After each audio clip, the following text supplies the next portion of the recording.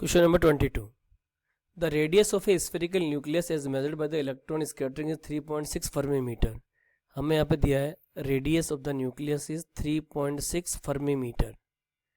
What is the likely mass number of the nucleus? Nucleus का likely mass number क्या होगा? हम लोग सभी जानते हैं standard formula R equal to R naught A power 1/3.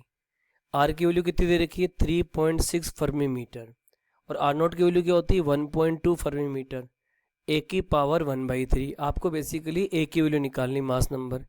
So you will write 3.6 divided by 1.2 equal to A power 1/3. इसको काटो तो यहाँ पे कितना आ गया 12 3 36. इट मीन्स ए की पावर 1/3 इज गिवन बाई 3. आपको ए निकालना तो दोनों तरफ क्यूब रूट लगा दो तभी ए निकलेगा क्योंकि 1/3 इंटू 3 ए हो गया. तो ए इक्वल टू 3 का क्यूब क्या लिखोगे 27.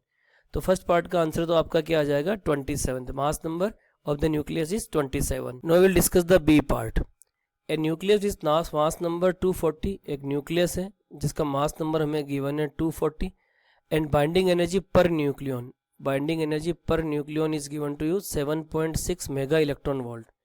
Breaks into two fragment. दो टुकड़े हो जाते हैं इसके. Each of atomic mass 120. चलो जी दोनों का atomic mass कितना दे रखा है आपको 120.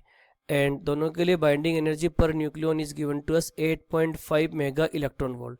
हमें निकालना है रिलीज्ड एनर्जी की एनर्जी कितनी रिलीज हुई. तो सबसे पहले तो हम लेफ्ट हैंड साइड की टोटल बाइंडिंग एनर्जी निकाल लेते हैं.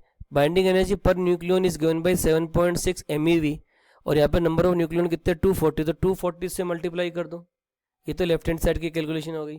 अब राइट हैंड साइड की बाइंडिंग एनर्जी निकाल लो. इसको बाइंडिंग एनर्जी 1 बोल देता हूँ, इसको नेट बाइंडिंग एनर्जी 2 बोल देता हूँ. अब यहाँ पे दोनों का एटॉमिक मास सेम है तो 2 से मल्टीप्लाई कर लूँ और बाइंडिंग एनर्जी पर न्यूक्लियन कितनी है 8.5. नंबर ऑफ न्यूक्लियन एक में कितने 122 से ऑलरेडी मैं मल्टीप्लाई कर चुका हूँ. अब दोनों की हम लोग कैलकुलेशन कर लेते हैं. So this binding energy 1 we will calculate it is 1824 mega electron volt. Similarly हम लोग बाइंडिंग एनर्जी 2 भी कैलकुलेट करके लिख लेते हैं. What is the value of the binding energy 2? It will B 2040 mega electron volt. अब देखो बाइंडिंग एनर्जी 2 में ज़्यादा है, बाइंडिंग एनर्जी 1 में कम है. इसका मतलब डेफिनेटली एनर्जी रिलीज हुई होगी. तो एनर्जी रिलीज जो डेल्टा ई का वैल्यू निकालोगे क्या लिखोगे 2040 minus 1824. It will be 216 mega electron volt. The right answer of the part B will be 216 mega electron volt.